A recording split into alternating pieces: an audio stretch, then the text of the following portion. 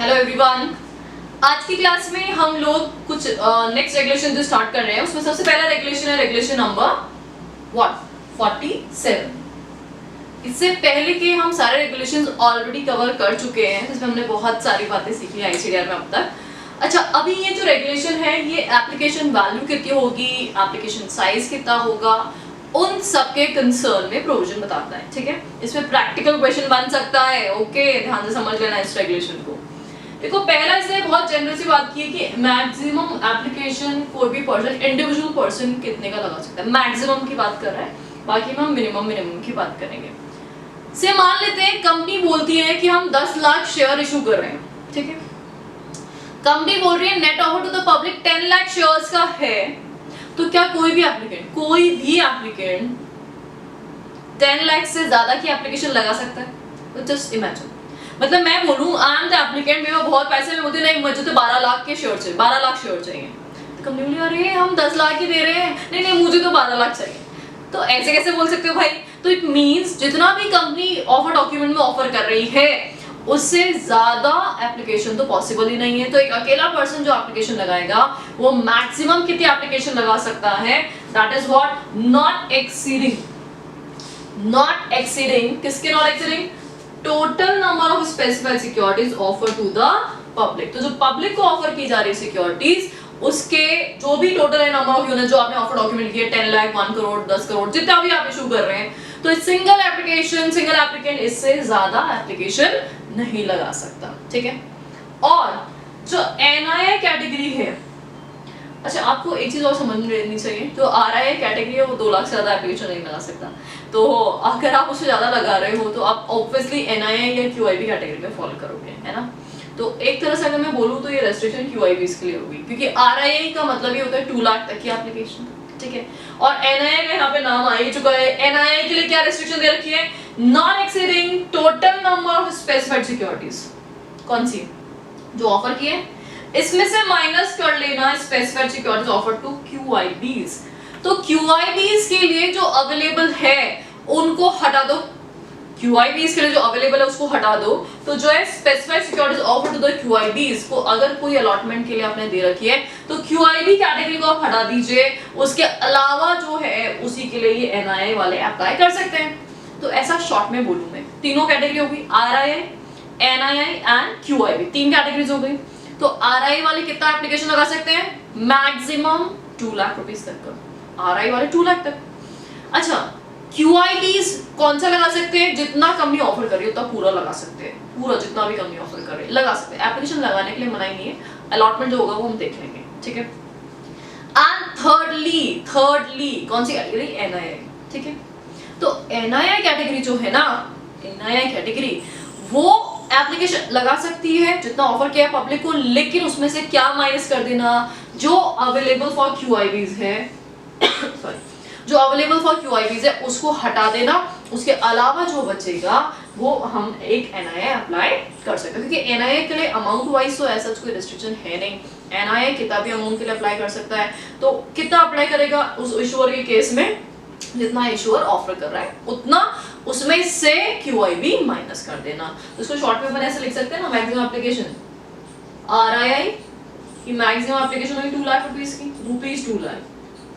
क्यूआईबीज offered to public, पूरा offer to public, public को जितना भी ऑफर कर रहे हो पूरा का पूरा एंटायर। एंड थर्डली कौन? NII offered to public minus QIB. तो क्यूआईबी वाला जो भी रिजर्व है, क्यूआईबी वाले को जो भी आप अलॉट कर रहे हो तो उसको आप हटा दो, उसके अलावा वाले एनआईआई अप्लाई कर सकते हैं। I guess first point clear है आप लोगों को। सेकेंड है मिनिमम एप्लीकेशन साइज और मिनिमम एप्लीकेशन वैल्यू। 2 बातें, एक तो होता है एप्लीकेशन साइज और एक होता है एप्लीकेशन वैल्यू। एप्लीकेशन साइज और एप्लीकेशन वैल्यू। देखो, एप्लीकेशन साइज जो होता है ना वो डिसाइड होता है यूनिट्स, कितने नंबर ऑफ यूनिट्स हैं। तो यहाँ पे नंबर ऑफ यूनिट्स की हम बात करें, मतलब हमने एक कोई ग्रुप बना दिया कि आप 10 यूनिट्स, 11 यूनिट्स, 15 यूनिट्स उसी ग्रुप के अंदर अप्लाई कर पाओगे, तो वो होता है नंबर ऑफ यूनिट्स के बेसिस पे। वेयरएज जो एप्लीकेशन वैल्यू है वो फिक्स कर रखी है, किसी भी केस में एप्लीकेशन वैल्यू जो है जो सिंगल एप्लीकेशन वैल्यू है वो कितना रहेगा 10,000 से 15,000 से वेरी नहीं करनी चाहिए, मतलब ना तो 10,000 से कम जाएगी और ना ही 15,000 से ज्यादा जाएगी। तो जो आपकी एप्लीकेशन वैल्यू रहेगी वो 10,000 से 15,000 के बीच में रहेगी। अभी क्या है ये सब कुछ, इसको हम एग्जाम्पल से समझेंगे कि क्या बोलना चाह रहा है, क्या एप्लीकेशन यूनिट्स और क्या ये मिनिमम और मैक्सिमम क्या डाल दिया इसने।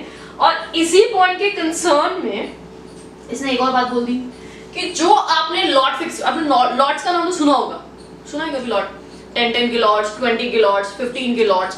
तो जो आपने यहाँ पे नंबर ऑफ स्पेसिफाइड सिक्योरिटीज का लॉट जो है वो डिसाइड किया है उसी के मल्टीपल में। तो क्या बोल रहा है एप्लीकेंट्स, मान लो मेरे को ज्यादा पैसा है तो मैं 2 लॉट के लिए अप्लाई कर सकती हूँ, मेरे को और ज्यादा पैसा है मैं 3 लॉट के लिए भी अप्लाई कर सकती हूँ। तो जिसके पास जितना पैसा है वो उतने लॉट्स के लिए अप्लाई कर सकता है, ठीक है। तो यहाँ पे जो भी आपने लॉट फिक्स किया है यहाँ पे पॉइंट नंबर 2 में, उसी लॉट के मल्टीपल के अंदर एक एप्लीकेंट एप्लीकेशन लगा सकता है। तो क्या बोल रहा है, invite application in multiple of minimum application value. तो जो भी मिनिमम एप्लीकेशन वैल्यू है उसी के मल्टीपल्स में आप फर्दर एप्लीकेशन मंगा सकते हैं। Got it.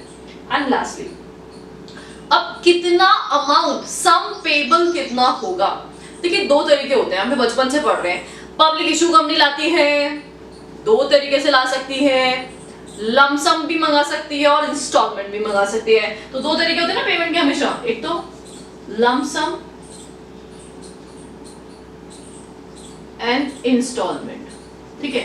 ये 2 तरीके, लमसम या इंस्टॉलमेंट।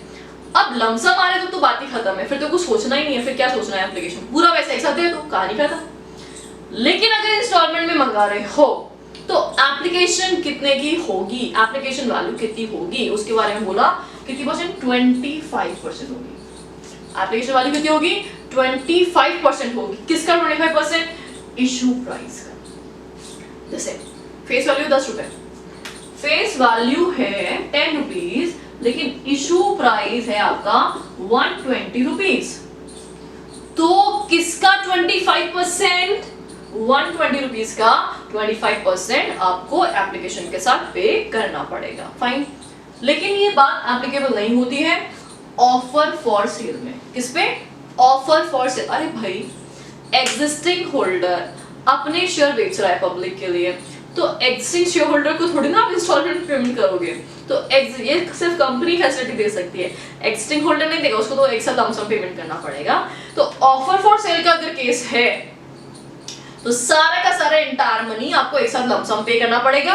यहाँ इंस्टॉलमेंट का कोई ऑप्शन नहीं होगा, ध्यान रख लेना। ऑफर फॉर सेल में इंस्टॉलमेंट का कोई ऑप्शन नहीं होगा। वो बेचारा होल्डर थोड़े ना कंपनी में अच्छा इंस्टॉलमेंट आई कि नहीं आई, ये वो तो कुछ नहीं। यहाँ पे एक साथ वन शॉट में सारा का सारा पेमेंट कर दीजिए, ठीक है। 4 बातें वापस सुन लेना। पहली बात, मैक्सिमम कितने अमाउंट के एप्लीकेशन एक पर्सन लगा सकता है। आरआईए शुरू से पता है 2 लाख रुपीस का। एनआईए के लिए बोला जो पब्लिक ऑफर है उसमें से क्यूआईबी हटा दो, वो हो गया किसका, एनआईए। एंड क्यूआईबी जो भी पब्लिक ऑफर है वो पूरे के लिए एप्लीकेशन लगा सकता है। सुनो, एप्लीकेशन लगा सकता है। अलॉटमेंट कितना होगा नहीं होगा वो हमने net offer to the public पढ़ा था ना, जिसमें अलॉटमेंट के क्राइटेरिया पढ़े थे, वैसे अलॉटमेंट कंपनी करेगी वो। अब मिनिमम कितना होगा, एप्लीकेशन साइज, एप्लीकेशन वैल्यू क्या होगी। तो एप्लीकेशन वैल्यू के लिए बोला 10,000 से 15,000 के बीच में रहेगी। 10,000 से कम नहीं होनी चाहिए, 15,000 से ज्यादा नहीं होनी चाहिए। और उसके हिसाब से जो भी आपका लॉट डिसाइड हो रहा है वो नंबर ऑफ यूनिट्स भी आपको प्रेस्क्राइब करनी पड़ेगी कि हमारा 12 का लॉट चाहिए कि 13 का लॉट चाहिए कि 15 का लॉट चाहिए, किसका लॉट है, ठीक है। एंड देन उसके बेसिस पे जो भी लॉट डिसाइड करे उसके मल्टीपल्स में ही लोग एप्लीकेशन लगा सकते हैं। ये नहीं कि मैंने भैया हमारा लॉट है 13 का, अच्छा मैंने बोला अच्छा 15 शेयर्स दे दो, can you buy 15 shares, no. 13 का मल्टीपल ही चलेगा, है ना, 13, 26, 39 इसी तरह से चलेगा। आप ऑड नंबर्स में शेयर परचेज नहीं कर सकते, लॉट से बाहर निकल के शेयर परचेज नहीं कर सकते। एंड लास्टली से बोला एप्लीकेशन वैल्यू। तो एप्लीकेशन वैल्यू कितनी होगी, application value minimum 25% of issue price होगा। याद रखना, ऑफर फॉर सेल में इंस्टॉलमेंट का कोई ऑप्शन नहीं है। ऑफर फॉर सेल में एंटायर मनी आपको एप्लीकेशन पे ही मंगाना पड़ेगा। फाइन, ये चारों बातें फटाफट से नोट कर लीजिए, फिर हम इसका एग्जांपल करते हैं।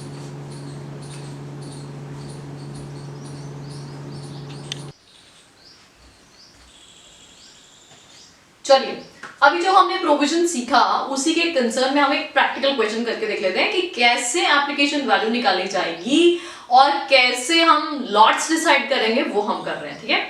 अच्छा, फर्स्ट ऑफ ऑल मैंने यहाँ पे क्वेश्चन लिखा है।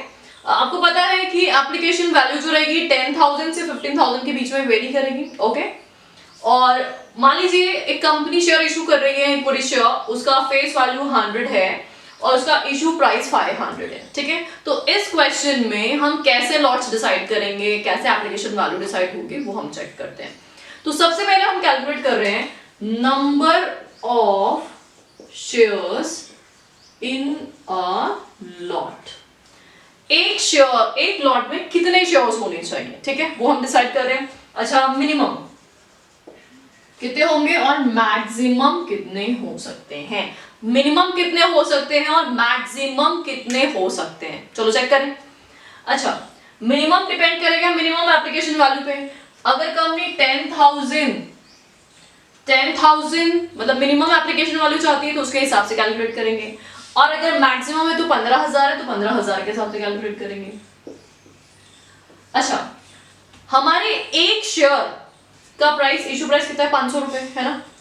तो अगर मैं पर शेयर कैलकुलेट करूंगी तो मुझे क्या करना पड़ेगा, 10,000 डिवाइडेड बाय 500। एग्जैक्टली सेम यहाँ पे हम करेंगे 15,000 डिवाइडेड बाय 500। दैट मींस अगर आप मिनिमम एप्लीकेशन वैल्यू ही मंगाना चाहते हो तो आपका लॉट कितना हो गया, डिवाइड करके निकाल लो, तो इट वुड बी 20, ठीक है। वेयर एज अगर आप मैक्सिमम लेके आना चाहते हैं तो लॉट साइज बढ़ जाएगा आपका, तो लॉट कितना हो गया, 30। तो अपन ऐसा बोल सकते हैं कि कंपनी जो अपना लॉट डिसाइड कर सकती है, कंपनी जो अपनी एप्लीकेशन के लिए बोल सकती है, वो 20 से 30 शेयर्स के लॉट के लिए बोल सकती है। तो आप अपने ऑफर डॉक्यूमेंट में क्या मेंशन कर सकते हो, रेंज जो होगा 20 से 30 का हो सकता है। तो लॉट्स ऑफ शेयर्स जो मिनिमम एप्लीकेशन वैल्यू के साथ है वो कितना हो गया, 20, रेंजेस बिटवीन 20 टू 30, ठीक है। इसके बीच में कंपनी डिसाइड करेगी कि वो क्या करना चाहती है। तो मिनिमम एप्लीकेशन साइज जो है वो कंपनी अपने ऑफर डॉक्यूमेंट में मेंशन कर देगी।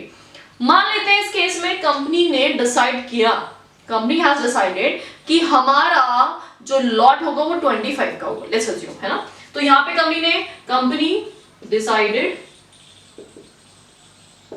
इट्स लॉट साइज 25 शेयर्स पर लॉट। तो कंपनी ने क्या डिसाइड कर लिया कि एक लॉट में 25 शेयर्स होंगे। इसका मतलब ये हुआ कि अगर आप सिंगल एप्लीकेशन लगाना चाहते हो तो मिनिमम एप्लीकेशन कितने रुपए की लगेगी, तो यहाँ पे मिनिमम एप्लीकेशन जो लगेगी, मिनिमम एप्लीकेशन वैल्यू, जो प्राइस अमाउंट निकल के आएगा वो कितना हो गया भाई, एक लॉट 25 शेयर्स का है, एक शेयर 500 रुपीज का है। दैट मीन्स आपको कितने रुपए पे करने पड़ेंगे, 25 into 500, दैट कम्स टू 12,500, ठीक है। तो इसका मतलब अगर मैं एक सिंगल एप्लीकेशन भी उस कंपनी में लगाना चाहती हूं तो मुझे 12,500 का तो पेमेंट करना ही पड़ेगा। ऐसे नहीं कि मैं 500 रुपए लगा देती हूँ कंपनी में शेयर, मैं 1,000 रुपए लगा देती हूँ, 5,000 लगा देती हूँ, no, you can not do so. Minimum उस कंपनी में 12,500 की एप्लीकेशन आपको लगानी पड़ेगी। देखो ये 10,000 से 15,000 के बीच में फॉल कर रहा है, तो बिल्कुल सही बात है। तो 10,000 से 15,000 के बीच में कुछ भी हो सकता है। तो कंपनी जो भी यहाँ पे साइज डिसाइड करेगी, नंबर ऑफ शेयर्स का लॉट डिसाइड करेगी, वो इस रिस्पेक्टिव अमाउंट को ध्यान में रखते हुए ही करेंगे। अब मेरे पास पैसा ज्यादा है, मेरे पास बहुत ज्यादा वैसे 10 लाख, 1 करोड़, 50 करोड़, 2 लाख, मैं जो भी कैटेगरी में फॉल कर रही हूँ, तो मैं क्या करूंगी, इस रेस्पेक्टिव लॉट के मल्टीपल्स में ही एप्लीकेशन लगा सकती हूँ। से मान लो मेरे पास 3 लाख रुपए हैं, या मेरे पास 10 लाख रुपए हैं, या मेरे पास 50 लाख रुपए हैं, तो जो भी अमाउंट है उस अमाउंट में इसका डिवाइड करके कैलकुलेट कर लेना कि आप कितने मल्टीपल्स में इन्वेस्ट कर सकते हो। जैसे फॉर एग्जांपल, अच्छा से मैंने अगर एक सिंगल लॉट लगाया तो 12,500 पे करूंगी मैं। अगर मैंने 10 लॉट्स लगा दिए, 10 लॉट्स, तो कितना पे कर दूंगी मैं, 12,500 into 10, 1,25,000। Got it? It means जितना आपके पास अमाउंट है ना, तो आप उस अमाउंट के बेसिस पे अपने लॉट कैलकुलेट कर सकते हो। तो ये क्या किया, नंबर ऑफ लॉट्स है, नंबर ऑफ लॉट्स तो मैंने क्या किया, मल्टीप्लाई किया किसको किससे, जो आपका एप्लीकेशन वैल्यू है उसको नंबर ऑफ लॉट से मल्टीप्लाई कर दिया, तो टोटल अमाउंट निकल गया। अब आपके पास टोटल अमाउंट मान लो 5 लाख रुपए है, तो टोटल अमाउंट 5 लाख रुपीज है अगर आपके पास, तो आप सिंपली क्या कर लीजिए, 5 लाख में 12,500 का डिवाइड दे दीजिए, तो यू कैन कैलकुलेट कि आपको कितने लॉट्स के लिए अप्लाई करना है। तो इस तरह से यू कैन कैलकुलेट, और कंपनी डिसाइड करेगी 10,000 से 15,000, ये सब किस पे बेस्ड है, कंपनी की इशू प्राइस पे बेस्ड है। तो कंपनी की जितनी ज्यादा इशू प्राइस होगी, जितनी कम इशू प्राइस होगी, उसी के बेसिस पे यहाँ पे number of shares in a lot decide होंगे, और अकॉर्डिंगली एप्लीकेंट उसमें एप्लीकेशन लगा पाएगा। ठीक बात, तो ये हमारा इंटायर प्रोविजन हो गया रेगुलेशन नंबर 47 का, जिसमें हमने application size, application value, amount के बारे में हम पढ़ रहे थे। नोट डाउन कर लीजिए इसको।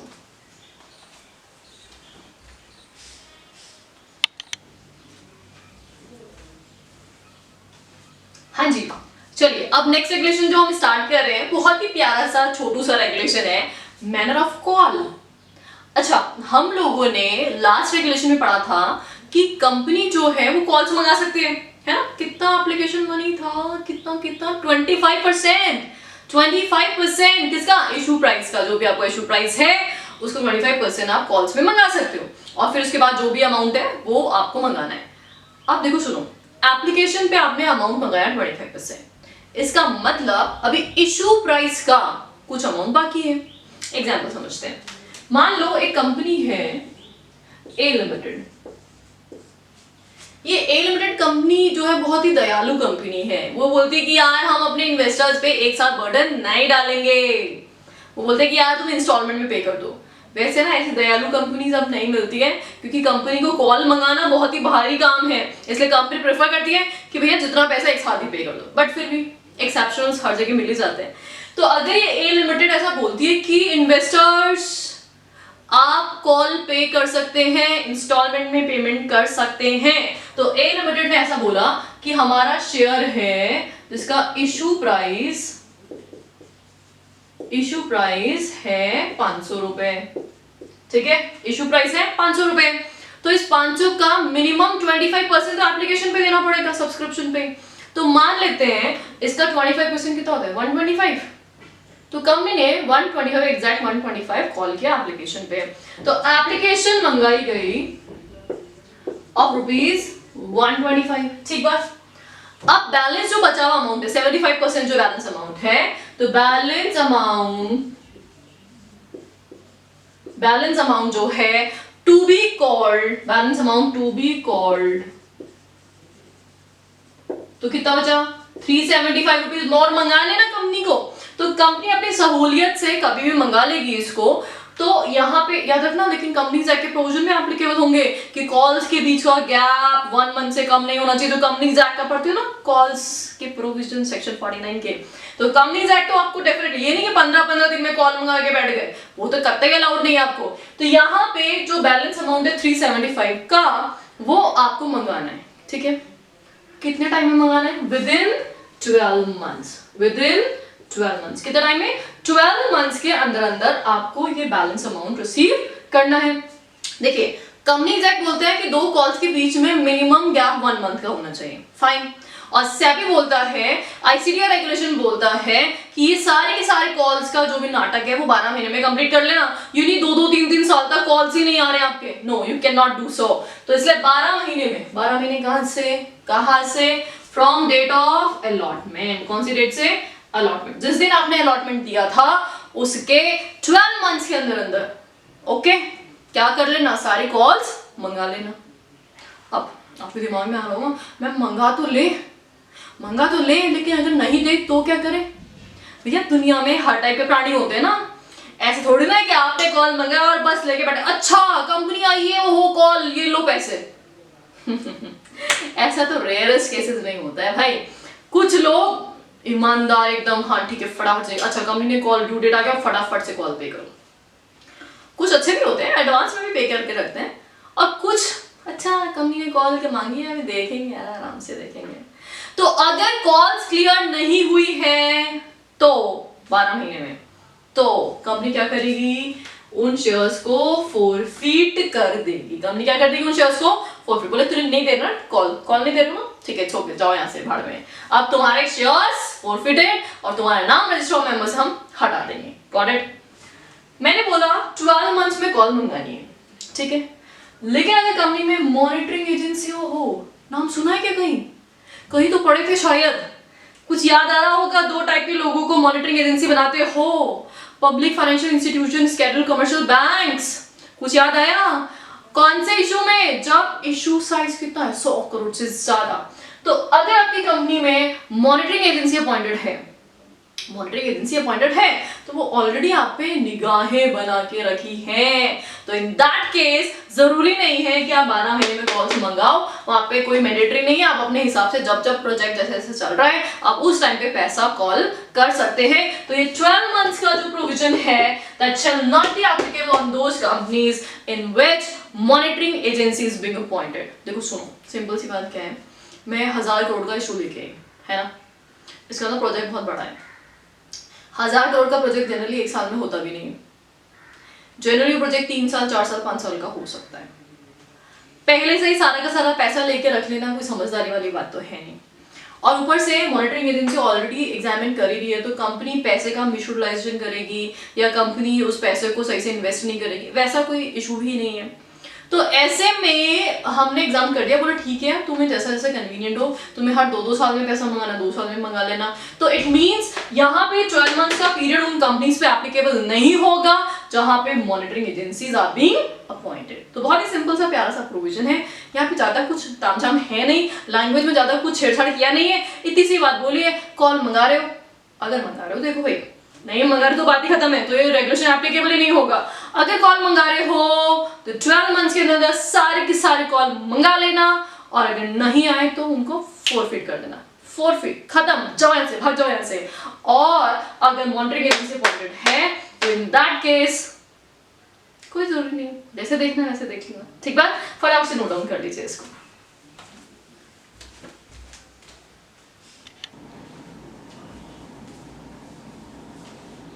चलिए नेक्स्ट रेगुलेशन हम लोग कंटिन्यू कर रहे हैं। अलॉटमेंट का प्रोसेस और मैनर क्या रहेगा, किस तरह से जो एप्लीकेशन हमने रिसीव की है उनका अलॉटमेंट किया जाएगा।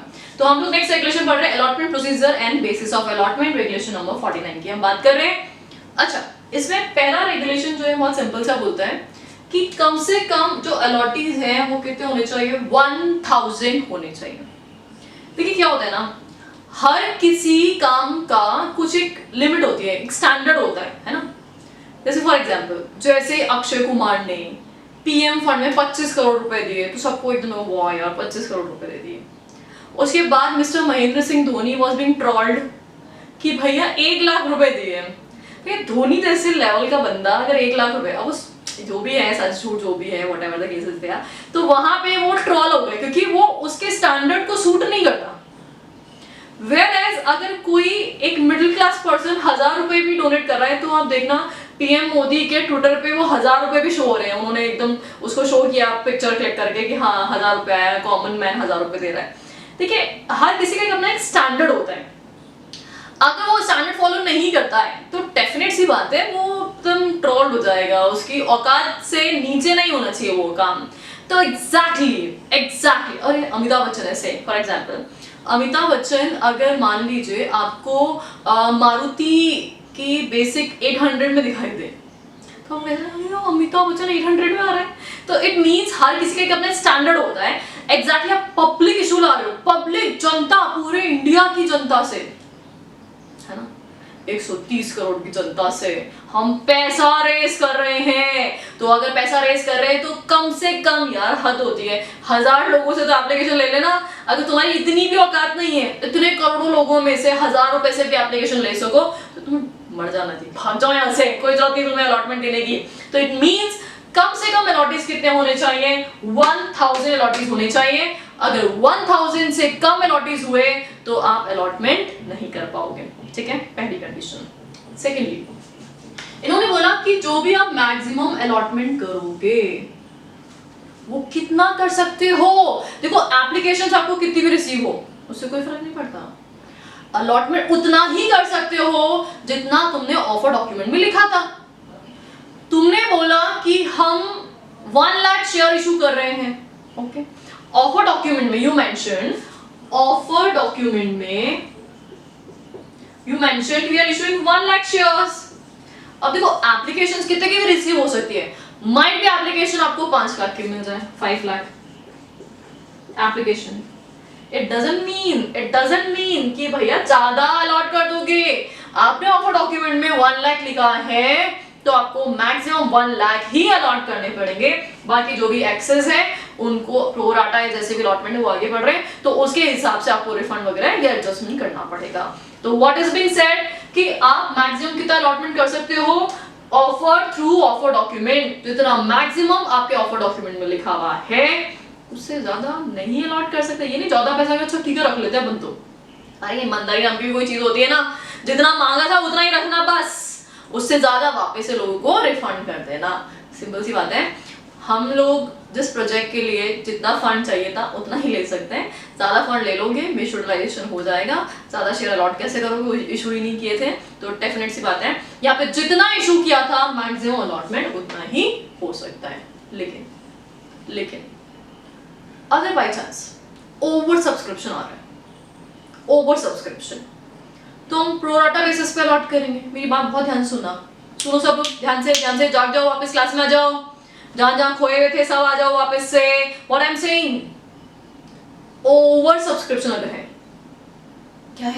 क्या है मैम ओवर सब्सक्रिप्शन, मतलब 14 एप्लीकेशंस आई थी तो कंपनी क्या करेगी, प्रोराटा अलॉटमेंट करेगी। तो प्रोराटा का तो समझते हैं, जितने टाइम्स ओवर सब्सक्रिप्शन हुआ है उन सबको क्या कर लेना, उतने टाइम से डिवाइड कर देना।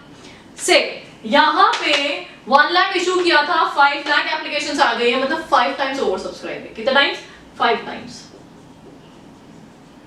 टाइम्स ओवर सब्सक्राइब है ये। तो मैं क्या करूंगी, जितने भी एप्लीकेशंस हैं उन सबको 5 से डिवाइड दे दूंगी, ठीक है। सबको किससे डिवाइड दे देंगे, 5 से डिवाइड दे देंगे। तो जब आप 5 से डिवाइड दोगे तो नियरेस्ट नंबर पे राउंड ऑफ करोगे, तो जैसे आप नियरेस्ट नंबर पे राउंड ऑफ करोगे तो माइट भी हो सकता है ओवर सब्सक्राइब हो जाए। क्या हो सकता है, ओवर सब्सक्राइब हो जाए। मान लो मेरा लॉट है 20 शेयर्स का लॉट है। अब मैंने तो सिंगल लॉट के लिए ही अप्लाई किया था, तो मैंने सिंगल लॉट के लिए अप्लाई किया था, लेकिन कंपनी में बहुत सारे लोगों ने बहुत सारे के लिए अप्लाई किया था, तो मेरा क्या हो गया, डिवाइडेड बाय 5 हो गया। तो 1 लॉट डिवाइड बाय 5 और 5 हो गया, तो यहाँ पे ये क्या रह गया, 1 लॉट से भी कम रह गया ना। तो 1 लॉट से भी अगर कम रह गया तो इन दैट केस देखो यहाँ पे ये बोला जाता है, अभी आगे बताऊंगी मैं, कि RII कैटेगरी को तो आप हर लॉट दे देते हो, उनको राउंड ऑफ नहीं करते ऐसे।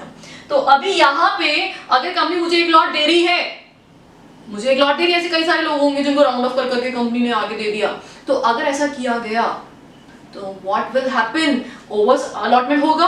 तो ये ओवर अलॉटमेंट मैक्सिमम कितना परसेंट हो सकता है, 1%। मैक्सिमम कितना परसेंट हो सकता है, 1%। मेरी बात वापस सुन लेना, what I am saying.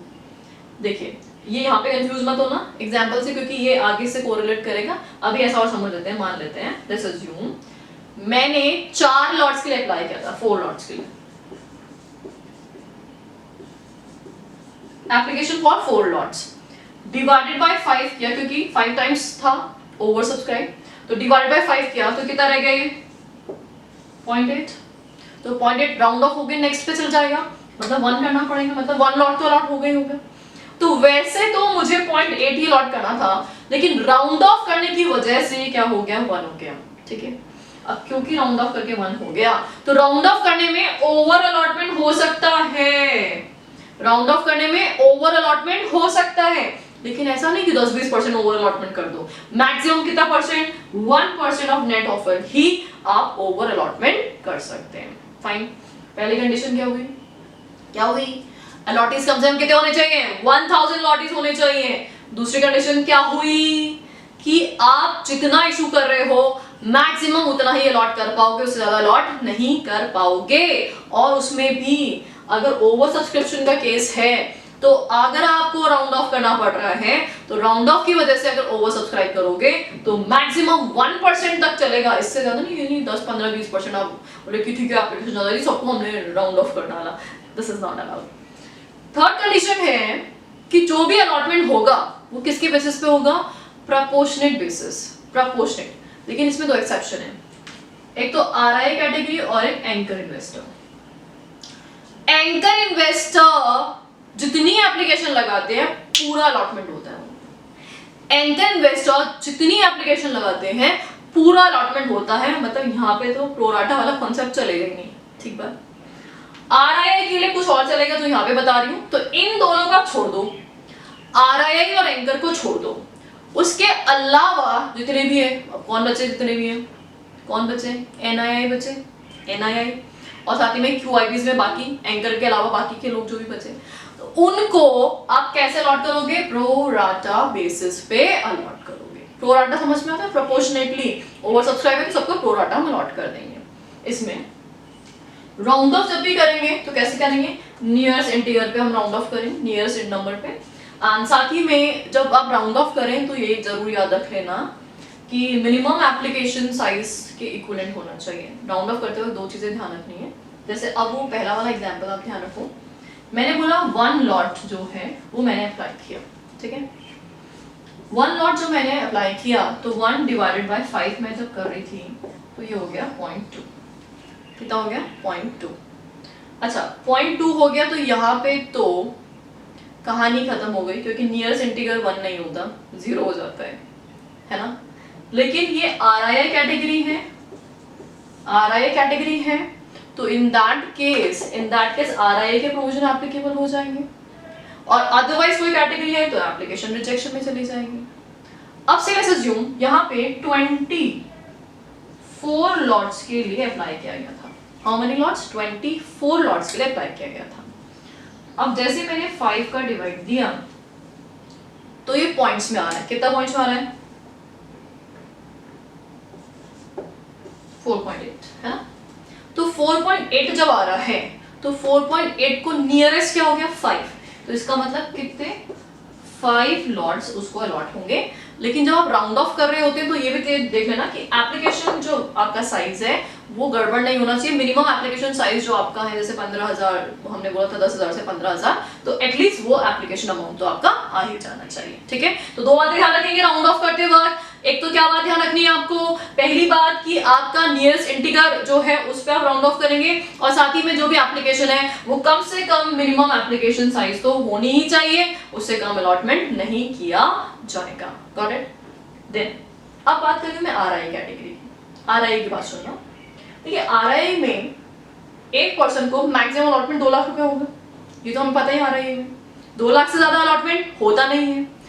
And इसने क्या बोला, अलॉटमेंट जो होगा वो ईच आरआई को होगा, ईच आरआई। जैसे यहाँ पे ये आरआई कैटेगरी अगर होता तो उसको प्रोराटा नहीं कर रहे, एक एप्लीकेशन दिए एक्सेप्टेड। आरआई कैटेगरी में अलॉटमेंट की प्रोबेबिलिटी बहुत ज्यादा होती है। तो यहाँ पे अलॉटमेंट कैसे होगा, अगर आपने आरआई कैटेगरी में एप्लीकेशन लगाई है तो एक एप्लीकेशन तो सबकी एक्सेप्ट होने वाली है, ठीक है। एंड उसके बाद जो भी रिमेनिंग है उसको क्या कर सकते हैं हम, प्रोराटा कर सकते हैं। तो what is being recorded, allotment minimum bid to each RI. तो मिनिमम बिड जो है वो हर आरआई को अलॉट करेंगे, और साथ ही में रिमेनिंग जो भी होगा वो किसके बेसिस पे, प्रोराटा बेसिस पे। तो देखो यहाँ पे एक्सेप्ट लिखा था ना 2 लोगों के लिए, क्यों, देखो एंकर को तो पूरा ही देना है तो इसलिए प्रोराटा खत्म। आरआईआई को पूरा प्रोराटा नहीं है, पहला पोर्शन कैसे देना है, मिनिमम बिड सबको दे दो, मिनिमम, फिर जो भी बचा हुआ है वो प्रोराटा दे दो।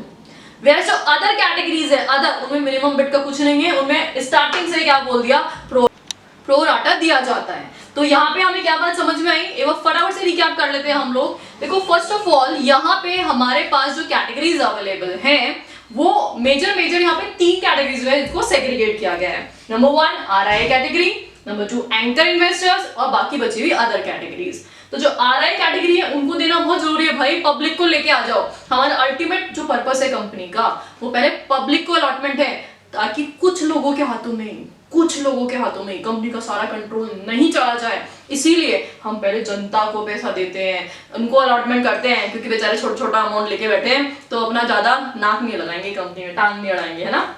तो इसीलिए आरआई को minimum application allotment and then extra वाला प्रोराटा बेसिस पे। दूसरा, एंकर को तो पूरा ही लेना पड़ेगा, है ना, बोले तो हम बड़े बड़े लोग हैं, हम इन्वेस्टमेंट, इनको तो पूरा ही देना पड़ेगा। एंड बाकी जितने भी बचे हुए लोग हैं उनको कैसे देना है, प्रो राटा बेसिस पे देना है, और राउंड ऑफ करेंगे प्रो राटा का मतलब, तो कैसे करेंगे, नियरेस्ट इंटीग्रल पे करेंगे, और साथ ही में याद रखना उनका जो अमाउंट आ रहा है वो मिनिमम अलॉटमेंट जो है एप्लीकेशन वैल्यू तो होना ही होना चाहिए। तो this is what all about allotment process. एक बार फटाफट से रिकैप कर लेते हैं। मिनिमम अलॉटीज कितने, 1000, इससे कम गए तो अलॉटमेंट नहीं होगा। दूसरा, मैक्सिमम कितना अलॉटमेंट कर सकते हो भाई, जितना ही शुरू किया उतना ही तो कर सकते हो यार, लॉजिकल बात है। हाँ, ओवर सब्सक्रिप्शन के केस में राउंड ऑफ करते वक्त क्या करेंगे, 1% का एक्स्ट्रा अलॉटमेंट कर सकते हो, इतना परमिशन ग्रांटेड है। और फिर यहाँ पे प्रपोर्शनल बेसिस से अलॉटमेंट, और साथ ही में 2 अलग अलग कैटेगरीज भी बता रही है। तो this is what all about हमारा अलॉटमेंट प्रोसेस। आज हम लोगों ने जो रेगुलेशंस पढ़ी है उनको फटाफट से गो थ्रू करके अपने नोट्स बना लेना। Thank you so much, that's all for today. बाकी रेस्ट ऑफ द प्रोविजन के साथ कल कंटिन्यू करते हैं। ओके।